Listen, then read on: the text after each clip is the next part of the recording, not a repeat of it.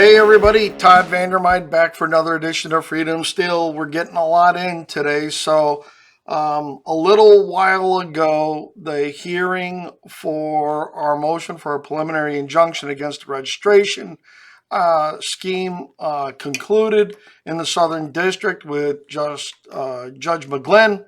And so here are the outtakes.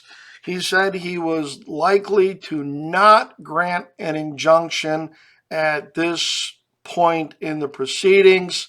The state had thrown up a lot of case law about pre-enforcement, and he was concerned about some Supreme Court precedent and whether or not the blame game would just run to the federal courts and say that, look, everything was going along well, and then this federal judge threw an injunction, and now it's a mess. And so he's cognitive of how few registrations there are. He made comments when the state said that, well, maybe people don't own as many of these things as people think. And he kind of retorted, well, maybe people just don't want to register their guns, something to that effect. So the state was also working on a motion to dismiss our complaint.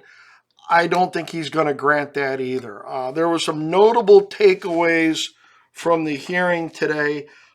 He talked about the Seventh Circuit Court of Appeals, that the mandate from the court has not issued at this point in time. So he's waiting to get that mandate, and then we'll see what the mandate actually says to the lower court. He said that the way he reads it, the Seventh Circuit ruling only applies to a single firearm because they kept talking about AR-15s in that decision and likened AR-15s to M16s. Didn't seem like they went down a long list. And remember, we're actually dealing with the category of firearms. First off, semi-autos, and second off, we're dealing with magazine-fed semi-autos. So that leaves a lot to be discussed right there. He talked very candidly that, the court, we still have to flush out which guns may be banned and which guns can't be banned under a Second Amendment jurisprudence. He wants to resolve the issue. I think he wants to resolve the merits of the issues fairly quickly. He talked about having hearings in January and February.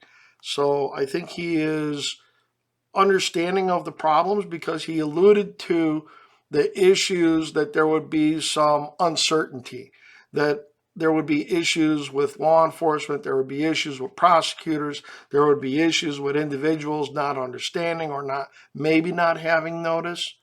But he also brought up the rule of lenity, where prosecutors, if there are criminal charges or penalties that attach, that they should maybe err on the rule of lenity and give people a break on that. He also talked about sanctuaries, counties, and towns and such, knowing that there were a lot of areas that weren't going to enforce this type of a law. So he's very cognizant of a lot of things going in and around as I try to read my notes here about things. So he's going to issue a ruling quickly. He was inclined not to issue an injunction. He said he wasn't going to deny it with prejudice, so that after the registration takes effect, if there are, say, malicious prosecutions or other things, that he would be open to reconsidering something against the registration of firearms. We'll see. They talked about very little compliance. He's well aware of how few how few people have been registering this. So all in all, it was an interesting hearing. It flushed out a few things.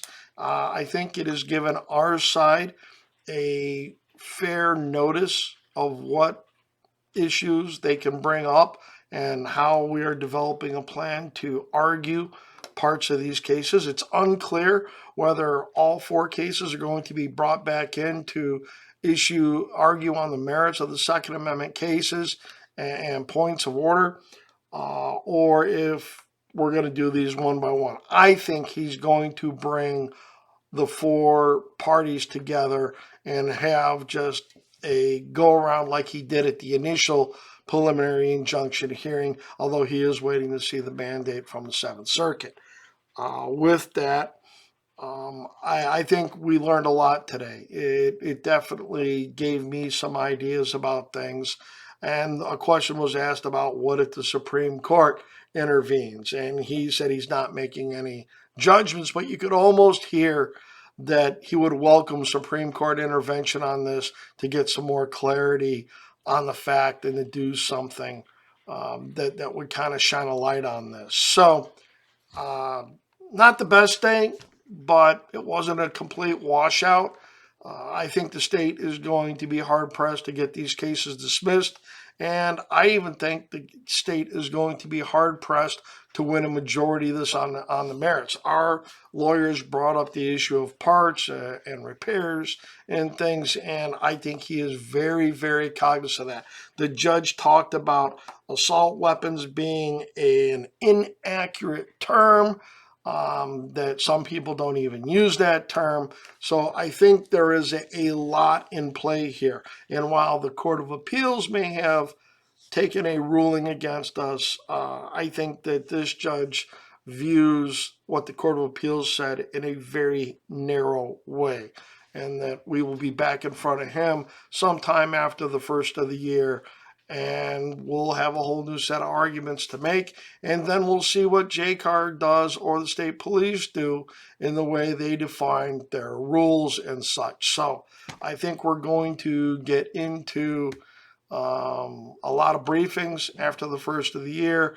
I think we will see what kind of a schedule the judge puts down once the mandate issues. And so I would say that if the mandate issues sometime before Christmas, that not long after we would have a status call that would more than likely start off with a briefing schedule and tell us how we're going to move forward on this issue. So that's the long and the short. I listened to the whole time, the whole hearing with Judge McGlynn. And so we knew that vagueness and due process claims are always long shot claims, expressly on the front side of a facial challenge or a pre enforcement challenge, but you miss 100% of the shots you never take. So, as always, guys, thank you for everything. We are nominated for Top Voices of the TA at the Gundies. Freedom Steel, if you want to go over there and vote, act like a Chicago Democrat, vote early, vote often. We appreciate that. You can vote every day. As always, copy, paste our links around to your social media, share the information around with everybody. We really appreciate it. And as always, frag out.